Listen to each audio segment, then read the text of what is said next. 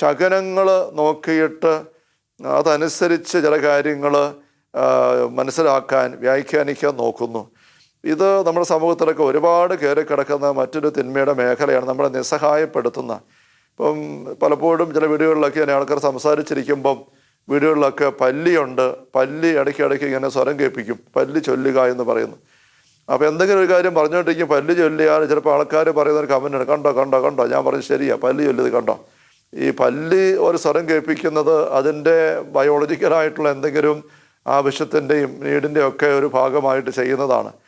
അപ്പോൾ അങ്ങനെയുള്ള ആ ജീവിയുടെ ശബ്ദത്തെ നമ്മൾ സംസാരിക്കുന്ന കാര്യങ്ങളുടെ വാസ്തവികതയെ തെളിയിക്കാനും അടിവരയിടാനുമുള്ള കാര്യമായിട്ട് നമ്മൾ ശ്രദ്ധിച്ചു കഴിഞ്ഞാൽ, നമ്മൾ എന്തെങ്കിലും വേണ്ടാത്ത കാര്യങ്ങൾ ചിന്തിക്കുകയോ പറയുകയോ ചെയ്യുന്നിടത്ത് പൈശാചിക അരൂപി ഈ പല്ലിക്കിട്ട് ഒരു തോണ്ട് കൊടുത്തിട്ട് ഈ പല്ലിയെ കൊണ്ട് ഈ സ്വരം കേൾപ്പിക്കാനും അങ്ങനെ നമ്മൾ വേണ്ടാത്ത വഴിക്ക് പോകാനുള്ള ചിന്ത എടുക്കുന്നതിനെ ശരിവെപ്പിക്കുന്ന സാത്താൻ്റെ ഉപകരണമായിട്ട് തന്നെ പല്ലി മാറാനും ഒക്കെ ഒരു ബുദ്ധിമുട്ടും ഉണ്ടാവുകയില്ല.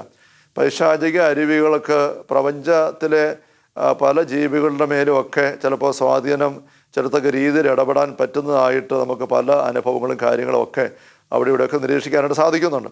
അതുകൊണ്ട് അങ്ങനെയുള്ള കാര്യങ്ങളെ ആശ്രയിച്ചല്ല ഞാനൊരു കാര്യം സംസാരിക്കും, അത് ശരിയാണോ അല്ലയോ എന്നുള്ളത് ഞാൻ അറിയേണ്ടത് പല്ല് ചൊല്ലുന്ന സ്വരം കേട്ടിട്ടല്ല, മറിച്ച് എൻ്റെ ഉള്ളിൽ പരിശുദ്ധാത്മാവിൻ്റെ സ്വരം കേട്ടിട്ടാണ്. യേശയ്യാ 30 വായിക്കുന്ന പോലെ ഇടത്തോട്ടോ വലത്തോട്ടോ തിരിയുമ്പോൾ നിൻ്റെ കാതുകൾ പിന്നൊരു സ്വരം ശപിക്കും, ഇതാണ് വഴി, ഇതിലെ പോവുക. ആ സ്വരം ശപിക്കാനുള്ള ശീലമാണ് നമ്മൾ വളർത്തിയെടുക്കേണ്ടത്. നമ്മുടെ മനസ്സാക്ഷി രൂപീകരണമാണത്. നമ്മളതേപ്പറ്റി നമ്മുടെ ഈ ആമുഖക്കുറിപ്പുകൾ 32 മുന്നോട്ട് വരുമ്പം അതേപ്പറ്റി സഭാകൃത്യമായിട്ട് പറയുന്നുണ്ട്. മനസ്സാക്ഷിയുടെ രൂപീകരണത്തെ നമുക്കതേപ്പറ്റി വീണ്ടും ചിന്തിക്കണം. അപ്പോൾ നമ്മൾ പറയുന്ന ഒരു കാര്യത്തിൻ്റെ സത്യാവസ്ഥയ്ക്ക് മാനദണ്ഡമാക്കേണ്ടത് ഒന്നുകിൽ അത് വചനവുമായിട്ട് ഒത്തുനോക്കുക. വചനത്തിൽ ഇതേക്കുറിച്ച് ദൈവത്തിൻ്റെ ആത്മാവ് പ്രേരിപ്പിച്ച് വിശുദ്ധ പിതാക്കന്മാർ, വചന സുവിശേഷകന്മാർ, ലേഖനകർത്താക്കൾ എന്ത് എഴുതിയിരിക്കുന്നു, പ്രവചനം എന്ത് പങ്കുവച്ചിരിക്കുന്നു, അവിടെ നമ്മൾ അതിനുവേണ്ടി ശ്രദ്ധിക്കുമ്പോൾ പരിശുദ്ധാത്മാവ് തന്നെ നമുക്ക് വചനം ഓർപ്പിച്ചു തരും. ഇന്ന വചനത്തിന് അനുസൃതമാണ് ഇത്, അല്ല ഇന്ന വചനത്തിന് വിരുദ്ധമാണ് ഈ ചിന്ത, അതുകൊണ്ട് ഇത് വേണ്ട.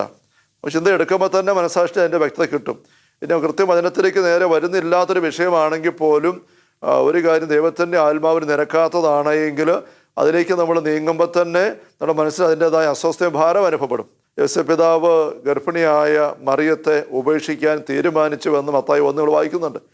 തീരുമാനിച്ചെങ്കിലും യോസേപ്പിതാവിന് അതൊരു അങ്ങ് എക്സിക്യൂട്ട് ചെയ്യാനായിട്ട്, അത് പ്രാവർത്തികമാക്കാനായിട്ട് എവിടെയോ ഒരു ഉറപ്പ് വരുന്നില്ല. അതുകൊണ്ട് അദ്ദേഹം പിന്നെ അതേപ്പറ്റി ആലോചിച്ചുകൊണ്ടിരുന്നു എന്നാണ് വചനത്തിൽ പറയുന്നത്. ഏതെങ്കിലും ഒരു വ്യക്തി തീരുമാനിച്ചു കഴിഞ്ഞാൽ പിന്നെ അങ്ങ് നടപ്പിലാക്കിയുള്ളൂ. ഇവിടെ യോസേപ്പ് തീരുമാനിച്ചു, എന്നിട്ട് നടപ്പിലാക്കാൻ എന്തോ ഒരു തടസ്സം, എന്തോ ഒരു മടുപ്പ്, എവിടെയോ ഒരു ശങ്ക. അവിടെ അദ്ദേഹം വീണ്ടും അതേക്കുറിച്ച് ആലോചിച്ചുകൊണ്ടിരിക്കുകയാണ്. അങ്ങനെ ആലോചനയിൽ അദ്ദേഹമായിരിക്കുമ്പോഴാണ് ഉറക്കത്തിൽ സ്വപ്നത്തിൽ മാലാഖ വന്ന് നിർദ്ദേശം കൊടുക്കുന്നത്, നിൻ്റെ ഈ തീരുമാനം ദൈവത്തിൻ്റെ തീരുമാനത്തിന് ദൈവത്തിൻ്റെ പദ്ധതിക്ക് നിരക്കുന്നതല്ല. അത് വ്യക്തത കൊടുക്കുകയാണ്. അപ്പം യോസേപ്പിതാവിൻ്റെ ഉള്ളിലാണ് ഉറങ്ങുന്ന യോസേപ്പിതാവിൻ്റെ തിരുസ്വരൂപങ്ങളൊക്കെ നമ്മളിപ്പോൾ ഉപയോഗിക്കുന്നുണ്ട്. അതിൻ്റെ ചൈതന്യം എന്താണ്? നമുക്ക് നല്ല ഉറക്കം കിട്ടുക എന്നുള്ളതാണോ? അല്ല. യോസേപ്പിതാവ് ഉറക്കത്തിലാണ് ദൈവത്തിൻ്റെ സ്വരം വിവേചിച്ചറിഞ്ഞിരുന്നത്. അപ്പോൾ ദൈവത്തിൻ്റെ സ്വരം വിവേചിക്കാനുള്ള കൃപയാണ് ഉറങ്ങുന്ന യോസേപ്പിതാവിൻ്റെ തിരുസ്വരൂപം വഴിയിട്ട് നമുക്ക് കിട്ടുക. അപ്പോൾ നമ്മുടെ പല നിയോഗങ്ങളുമൊക്കെ നമ്മൾ യോസേപ്പിതാവിൻ്റെ ഉറങ്ങുന്ന തിരുസ്വരൂപത്തിൻ്റെ അടി കൊണ്ടുവച്ച് പ്രാർത്ഥിക്കുന്ന രീതിയൊക്കെ പലർക്കുമുണ്ട്. അതുവഴിയായിട്ട് ശരിക്കും ഉദ്ദേശിക്കേണ്ട, ദൈവമേ അങ്ങയുടെ തിരിഹിതമാണെങ്കിൽ എൻ്റെ ഈ പദ്ധതി, പ്ലാന്, ആഗ്രഹം, ഈ അപേക്ഷ കടലാസിൽ കുറിച്ചിരിക്കുന്നത് അങ്ങയുടെ തിരിഹിതമാണെങ്കിൽ അങ്ങ് യോസേപ്പിതാവിന് വെളിപ്പെടുത്തി കൊടുത്തവൻ എനിക്ക് വെളിപ്പെടുത്തി തരണമേ എന്നുള്ള നിയോഗത്തോടുകൂടെ യോസേപ്പിതാവ് ഞങ്ങൾക്ക് ഇതിനുവേണ്ടി ഇടപെടുകയും ചെയ്യണമേ. അങ്ങനെയുള്ള പ്രാർത്ഥനയോടുകൂടെ അങ്ങനെ കടലാസ് എഴുതി മടക്കി രൂപത്തിൻ്റെ അടി വെച്ചിട്ട് വെയിറ്റ് ചെയ്യുക, പ്രാർത്ഥനയെ മുന്നോട്ട് നീങ്ങുക. അല്ലാതെ മാജിക്കലായിട്ട് രൂപത്തിൻ്റെ അടി കൊണ്ട് കടലാസെ കുറിച്ച് വെച്ചാൽ ഇത് നടന്നു കിട്ടും എന്ന് ചിന്തിക്കുന്നത് ഒരു ദൈവപരീക്ഷണമാണ്. അതല്ല ചെയ്യേണ്ടത്. യോസേപ്പിതാവിനെ നമ്മൾ ആശ്രയിക്കുമ്പോൾ യോസേപ്പിതാവിൻ്റെ മാതൃക കണ്ട് പഠിക്കുക ചെയ്യേണ്ടത്. അപ്പോൾ അതാണ് അതിൻ്റെ ചൈതന്യം. അപ്പോൾ ഞാൻ പറഞ്ഞു വന്നത്, യോസേപ്പിതാവ് ഒരു തീരുമാനമെടുത്തെങ്കിലും അത് ശരിയാണോ തെറ്റാണോ എന്നുള്ള ഒരു ശങ്ക പിന്നെ അവശേഷിക്കുന്നു. കാരണം ശരിയല്ലാത്തത് കൊണ്ടാണ്. അപ്പോൾ ഉള്ളിലാണ് അതിൻ്റെ വ്യക്തത കിട്ടുന്നത്. അല്ലാതെ പല്ല് ചൊല്ലുന്നത് കേട്ടിട്ട് അങ്ങനെയല്ല യോസേപ്പിതാവ് തീരുമാനമെടുക്കുന്നത്. അപ്പോൾ നമ്മുടെ ജീവിതത്തിൽ തീരുമാനമെടുക്കാൻ നേരം നമ്മൾ ഇങ്ങനെയുള്ള കാര്യങ്ങളെ, പല്ല് ചൊല്ലുന്ന പോലെയൊക്കെയുള്ള കാര്യങ്ങളെ ആശ്രയിക്കാൻ പോയി കഴിഞ്ഞാൽ അതിലൂടെ സാത്താന് നമ്മളെ വളരെ എളുപ്പത്തിൽ വഴിതെറ്റിക്കാൻ പറ്റും. നമ്മൾ വചനം അനുസരിച്ച് ജീവിക്കുന്നവരാവുകയില്ല. വചനത്തിൽ വേരൂന്നി വചനം പാലിച്ചുകൊണ്ട് വചനത്താൽ വ്യക്തത ദൈവത്തിൻ്റെ തീരുമാനം സാർ ജീവിക്കുന്ന ആൾക്കാരായിട്ട് മാറുകയില്ല. മറ്റും വഴിതെറ്റിക്കുന്നതായി പോകും. ശകുനങ്ങൾ, ഇപ്പോൾ ഒരു ശകുനം ഞാൻ പറഞ്ഞു, ഇങ്ങനെ പല്ല് ചൊല്ലുന്ന കാര്യം, പൂച്ച വലങ്ങം ചാടിയാൽ അപകടമാണ്, പോക്ക് ശരിയാവുകയല്ല, ശുഭമാവുകയില്ല എന്നുള്ള ഒരു ചിന്ത അനേകർക്കുണ്ട്. ഒരിക്കൽ ഞാൻ ഒരു വണ്ടിയിൽ, കുറേ വർഷങ്ങൾക്ക് മുമ്പാണ്, വണ്ടിയിൽ ഒരു ജീപ്പിൽ ഇങ്ങനെ യാത്ര ചെയ്യുമ്പോഴും നാട്ടുമ്പുറത്തുകൂടിയാണ്, അല്പം ഞാനിങ്ങനെ കണ്ണടച്ച് മയങ്ങുകയാണോ ഉറങ്ങടിച്ചെടുക്കുക എന്താ ഇരിക്കുമ്പോൾ, അല്ല അപ്പുറത്തേക്ക് നോക്കിയാണോ ഇരിക്കുമ്പോൾ പെട്ടെന്ന് ഞാൻ വഴിക്ക് ശ്രദ്ധിക്കുന്നില്ല, പെട്ടെന്ന് വണ്ടി ഓടിച്ചിരുന്ന ആൾ വണ്ടി പെട്ടെന്ന് വെട്ടിച്ച് റോഡിൻ്റെ ഒരു വശത്ത് ടാറിൻ്റെ പുറത്തേക്ക് ഇറക്കി. അപ്പോൾ ഞാൻ പെട്ടെന്ന് നോക്കി, എന്താ പറ്റി, അല്ല അപകടമാണോ? പെട്ടെന്ന് ടാറിൻ്റെ പുറത്തേക്ക് വണ്ടിയുടെ ഒരു പകുതിയോളം പുറത്തേക്ക് പോയി, എന്നിട്ട് വീണ്ടും പെട്ടെന്ന് വണ്ടി റോഡിൽ കയറ്റി. എന്ന് സംഭവിച്ചെങ്കിൽ കാരണം വേറെ വണ്ടിയൊന്നും വഴിയുണ്ടായിരുന്നില്ല, വേറെ ആളും വഴിയുണ്ടായിരുന്നില്ല. എന്താ സംഭവിച്ചെനിക്ക് മനസ്സിലായില്ല. അപ്പോൾ ഇപ്പുറത്തിരുന്ന ഒരാൾ അപ്പോൾ പറയുകയാണ്, ഓ രക്ഷപ്പെട്ടു. ഞാൻ ചോദിച്ചു, എന്ത് പറ്റി, എന്താ അപകടം? അല്ല. അപ്പോൾ ചിരിച്ചോണ്ട് മറ്റുള്ള പറയുക, അച്ഛൻ കണ്ടില്ലേ, ഒരു പൂച്ച കയറി വന്നായിരുന്നു വഴിക്ക് വിലങ്ങനെ വണ്ടിക്ക് വിലങ്ങ് ഒരു പൂച്ച ഒരു ദിവസം കയറി വരികയാണ്. പൂച്ച വണ്ടിക്ക് വിലങ്ങൻ ചാടി അപ്പുറം പോകാതിരിക്കാൻ വേണ്ടി പൂച്ചയ്ക്ക് വിലങ്ങനെ വണ്ടി ചാടിച്ചതാണ് ഇപ്പുറത്തോട്ട് മാറ്റിക്കൊണ്ട് പോയത്. വണ്ടി ഇങ്ങനെ കൊണ്ടുപോയപ്പോഴത്തേക്ക് പൂച്ച പുറകോട്ടോടി. അപ്പം ആൾക്കാർ പറയാം, അപ്പോൾ ഓടിച്ച ഡ്രൈവറും ചിന്തിക്കുന്നു രക്ഷപ്പെട്ടു, ഇപ്പുറത്തിരുന്ന ആളും പറയുകയാണ് രക്ഷപ്പെട്ടു. അപകടത്തിൽ രക്ഷപ്പെട്ടെന്നല്ല, പൂച്ച വിലങ്ങനെ ചാടുന്ന ഒഴിവായി. പൂച്ച വിലങ്ങനെ ചാടിയിരുന്നെങ്കിലോ അവിടെ മനസ്സിടിഞ്ഞേനെ, ഒഴിഞ്ഞു പോയിട്ട് കാര്യമില്ല. വലിയൊരു ആത്മീയ അഭിഷേകത്തിൻ്റെ കൃത്യത്തിന് പോകുമ്പം ഈ ചിന്തയുള്ള ഒരാളാണെങ്കിൽ നിൻ്റെ വഴിക്ക് വിലങ്ങനെ ചാടാൻ പൈശാചിക അരുവികൾ പൂച്ചകളെ കൊണ്ടൊരും സംശയമൊന്നുമില്ല. റോമിലെ എക്സോസിസ്റ്റ് ആയിരുന്ന ഗബ്രിയേലി അമോർത്തച്ഛൻ്റെ 2 പുസ്തകങ്ങൾ വളരെ പ്രസിദ്ധമാണല്ലോ. An exorcist tells his story, an exorcist more stories. ഈ 2 പുസ്തകങ്ങളും ശാലോം ടെലിവിഷൻ്റെ അവർ വിവർത്തനം ചെയ്ത് ഒരു ഭൂതോച്ചാടകൻ്റെ അനുഭവക്കുറിപ്പുകൾ, ഓർമ്മക്കുറിപ്പുകൾ പ്രസിദ്ധീകരിച്ചിട്ടുണ്ട്. 2ാമത്തെ പുസ്തകത്തിൻ്റെ അവസാന ഭാഗത്ത് മൃഗങ്ങളുടെ മേലുള്ള തിന്മയുടെ സ്വാധീനത്തെക്കുറിച്ച് പറയുന്നിടത്ത് അതിൻ്റെ ഓർമ്മ, അച്ഛനൊരു അനുഭവം പങ്കുവെക്കുന്നത് അല്പം നമുക്ക് അതിശയം ഉണ്ടാക്കുന്നതാണ്. ഞാനത് വായിച്ചപ്പോൾ അല്പം അതിശയം തോന്നി എനിക്ക്. പക്ഷേ അച്ഛൻ്റെ പേര് വെച്ച് ഇൻ്റർനാഷണലായിട്ട് പ്രസിദ്ധീകരിച്ചിരിക്കുന്ന ഒരു പുസ്തകത്തിൽ അച്ഛൻ ഇവിടെ ഉറപ്പോടെ പങ്കുവച്ചിരിക്കുന്ന ഒരു അനുഭവമാണ്. ആ അനുഭവം ഇങ്ങനെയാണ്, നിങ്ങളൊരു പക്ഷേ വായിച്ചിട്ടുള്ളവരുണ്ടാവാം. റോമിലുള്ള ഒരു ആശുപത്രിയിൽ ജോലി ചെയ്യുന്ന ഒരു സിസ്റ്റർ, നേഴ്സായിട്ട് ജോലി ചെയ്യുന്ന ഒരു സമർപ്പിത, ഒരു സന്യാസിനി. അപ്പം ആ സന്യാസിനിക്കൊപ്പം ആ ആശുപത്രി ജോലി ചെയ്യുന്ന ഡോക്ടർമാരിൽ ഒരാൾ ഇങ്ങനെയുള്ള ബ്ലാക്ക് മാജിക്ക് പ്രാക്ടീസ് ചെയ്യുന്ന ഒരാളാണ്. അപ്പം അങ്ങേര് ഈ സിസ്റ്ററിനെ കാണുമ്പോഴെല്ലാം ഒരു വക കമൻറ്റ് പറഞ്ഞും അസ്വസ്ഥപ്പെടുത്താനൊക്കെ നോക്കിക്കൊണ്ടിരിക്കും. ഒരു ഉള്ളിൻ്റെ അടുപ്പവും ഐക്യം ഇല്ലാത്തത് കൊണ്ട് സിസ്റ്റർ അത് മൈൻഡ് ചെയ്യാറില്ല. ഒരു ദിവസം സിസ്റ്റർ അച്ഛൻ എഴുതുകയാണ്, ജോലി കഴിഞ്ഞ് ആശുപത്രി ക്വാർട്ടേഴ്സിലുള്ള തൻ്റെ മുറിയിൽ വന്ന് കയറുകയാണ്. അപ്പോൾ മുറി തുറന്ന് അകത്തോട്ട് കയറുമ്പോൾ മുറിക്കകത്ത് ഇതേ ഒരു പൂച്ച. ഈ പൂച്ച എങ്ങനെ വന്നു? ആശുപത്രിയിൽ ആരും പൂച്ചയെ വളർത്തുന്നില്ല, സിസ്റ്ററും പൂച്ചയെ വളർത്തുന്നില്ല. ഇനി എവിടെയെങ്കിലും പൂച്ച ഉണ്ടെങ്കിൽ തന്നെ ഒരു സിസ്റ്റർ തനിച്ച് താമസിക്കുന്ന ആ ഒരു ചെറിയ മുറിയിൽ ഒരു പൂച്ചയ്ക്ക് വന്ന് കയറേണ്ട യാതൊരു കാര്യങ്ങളും അവിടെ ഇല്ല. അടുക്കളയും ഭക്ഷണം ഒന്നും അതിനകത്തില്ല, കയറാനുള്ള വഴിയില്ല, അടച്ചിട്ട കഥകൾ. പക്ഷേ എന്നിട്ട് സിസ്റ്റർ മുറിക്കകത്ത് കയറുമ്പോൾ ഒരു പൂച്ചയെ കാണുന്നു.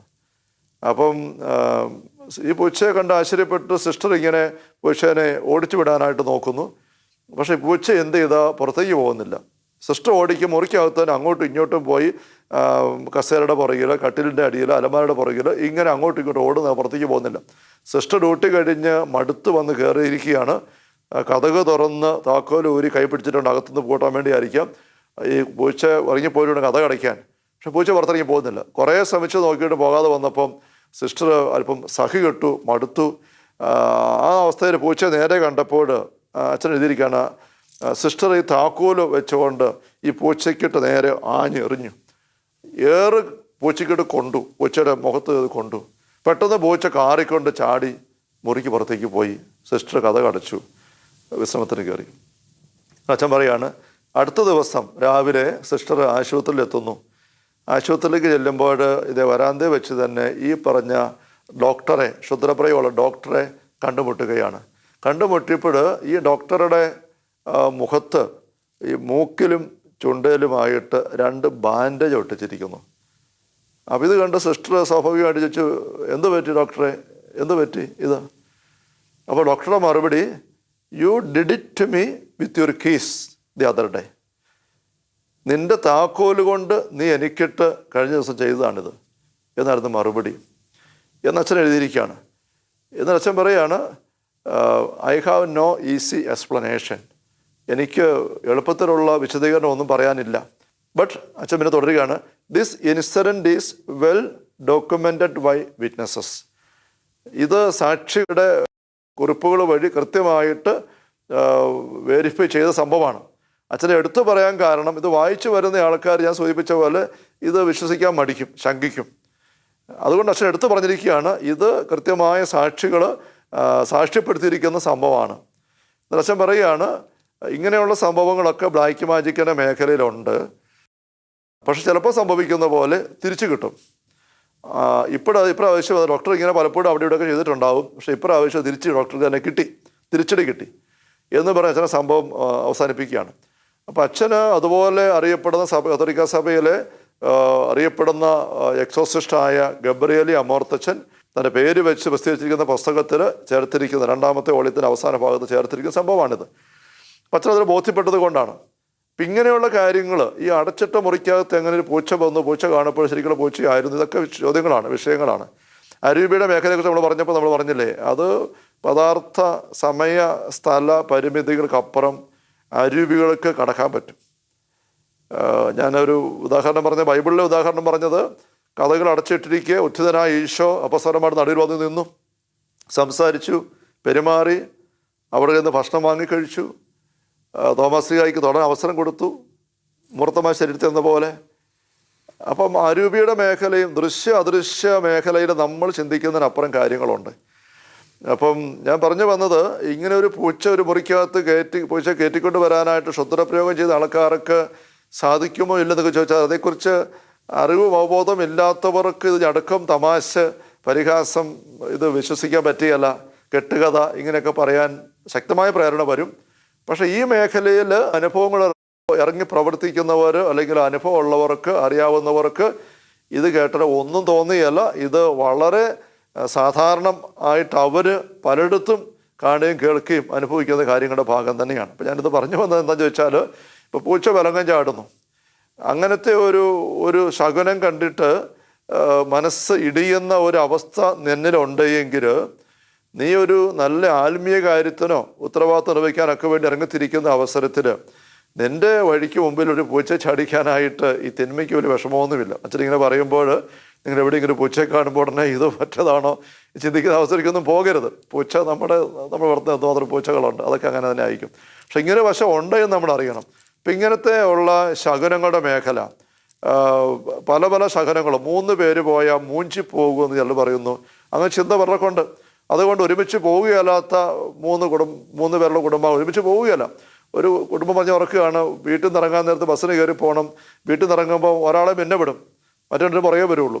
അല്ലെങ്കിൽ 3 പേര് വണ്ടിയിൽ കയറാൻ നേരത്ത് ഒരുമിച്ച് കയറിയല്ല, പുറകുവശത്തെ വാതിൽക്കൂടെ മുൻവശത്തെ വാതിൽക്കൂടെ ബസ്സിൽ കയറും. അങ്ങനെയൊക്കെ പോവുകയാണ്, ഒരുമിച്ച് ടിക്കറ്റ് എടുക്കുകയല്ല. 3 ഒരുമിച്ച് പോയാൽ പോക്ക് ശരിയാവുകയല്ലെന്നാ. നമ്മൾ സ്വർഗത്തിലേക്ക് നോക്കിയാൽ സ്വർഗത്തിൽ 3 പേര് എത്രയോ അനാദ്യം മുതൽ പിതാവും പുത്രനും പരിശുദ്ധാത്മാവും ഒരുമിച്ച് ആയിരിക്കുന്നു. സ്വർഗം അത് തന്നെയല്ലേ. അവിടെ എന്താ മൂഞ്ചിപ്പോയിരിക്കുന്നത്? അപ്പം എത്ര അടിസ്ഥാനമില്ലാത്ത കാര്യങ്ങളാണ് ഇങ്ങനെയുള്ള ചിന്തകൾ. നമുക്ക് മറ്റു ചില ചിന്തകൾ ഇങ്ങനെ പരിഗണിക്കാനായിട്ട് നമുക്ക് ഒരു സെഷന് അല്പം കൂടെ ചില കാര്യങ്ങൾ കാണണം. നമ്മുടെ ചിന്തകളെയൊക്കെ നമുക്കൊന്ന് ശുദ്ധീകരിച്ചെടുക്കേണ്ട ആവശ്യമുണ്ട്. Hallelujah, hallelujah, hallelujah. കർത്താവ് യേശു മിശിഹായുടെ സമൃദ്ധമായ കൃപയും അനുഗ്രഹങ്ങളും പിതാവായ ദൈവത്തിൻ്റെ അവർണ്ണനീയമായ സ്നേഹവും പരിശുദ്ധാത്മാവായ ദൈവത്തിൻ്റെ നിരന്തരമായ സഹവാസസ്നേഹമുള്ള സഹോദരങ്ങളെ നാം ഓരോരുത്തരോടും കൂടെ നമ്മുടെ അനുദിനത്തിൻ്റെ എല്ലാ മേഖലകളും പരിശ്രമങ്ങളും കൂടെ ഉണ്ടായിരിക്കട്ടെ, ഇപ്പോഴും എപ്പോഴും എന്നേക്കും. ആമേൻ. ഈശോ മിശിഹായ്ക്ക് സ്തുതി ആയിരിക്കട്ടെ.